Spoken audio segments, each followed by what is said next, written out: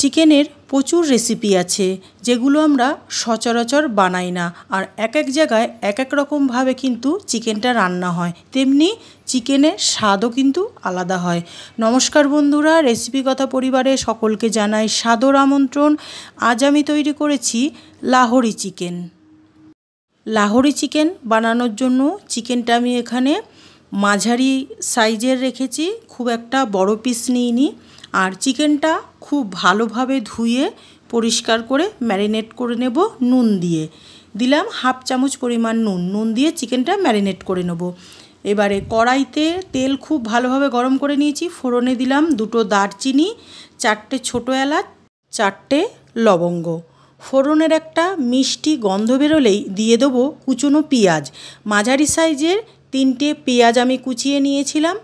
কুচনো পেঁয়াজটা হালকা তেলের মধ্যে ভেজে নেব। পেঁয়াজটা খুব বেশি ভাজার দরকার নেই, পেঁয়াজের কালার চেঞ্জ হলেই দিয়ে দেবো নুন দিয়ে ম্যারিনেট করে রাখা চিকেনটা দিয়ে হাই ফ্লেমে খুব ভালোভাবে ভেজে নিতে হবে। বন্ধুরা, আমার রেসিপিটি ভালো লাগলে অবশ্যই একটা লাইক করবেন, শেয়ার করবেন। আর যে সকল বন্ধুরা এখনও আমার চ্যানেলটি সাবস্ক্রাইব করেননি, একান্ত অনুরোধ রইল আমার চ্যানেলটি সাবস্ক্রাইব করে নেওয়ার জন্য। আর আমার চ্যানেলটি যে সকল বন্ধুরা অলরেডি সাবস্ক্রাইব করেছেন অসংখ্য ধন্যবাদ। চিকেনটা খুব ভালোভাবে ভাজা হয়ে গেছে। এবারে দিয়ে দিলাম 2 চামচ পরিমাণে ঘিটা দিয়েও চিকেনটা আবারও খুব ভালোভাবে ভেজে নিতে হবে। এবারে দেব আদা রসুনের পেস্ট।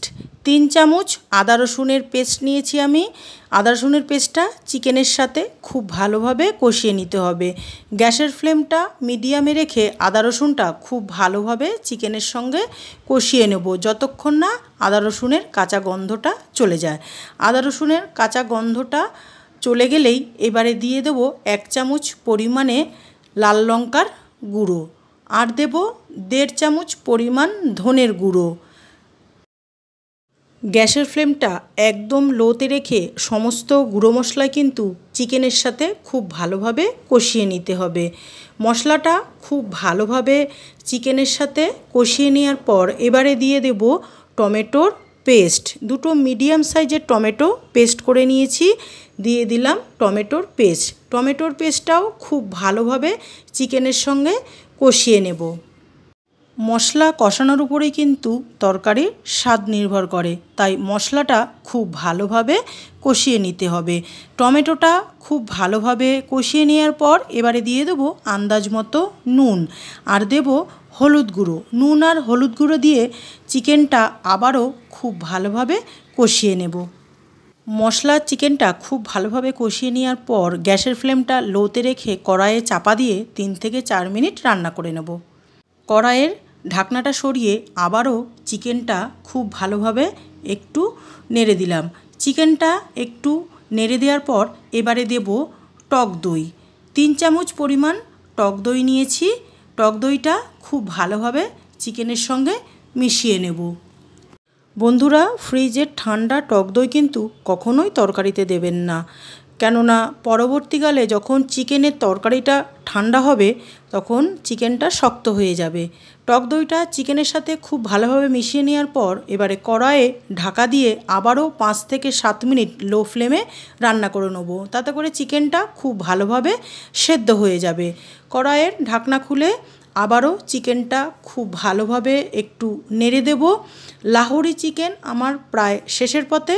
সব শেষে দিয়ে দেব একটু ধনেপাতা কুচি, আর দেব আদার জুলিয়ান, আর এর সাথে দেব চেরা কাঁচা লঙ্কা। সমস্ত উপকরণই চিকেনের সঙ্গে খুব ভালোভাবে মিশিয়ে নিলেই রেডি হয়ে গেল আমার লাহোরি চিকেন। কড়াইয়ে ঢাকা দিয়ে 2 থেকে 3 মিনিট রেস্টে রেখে তারপর চিকেনটা সার্ভ করে দেব।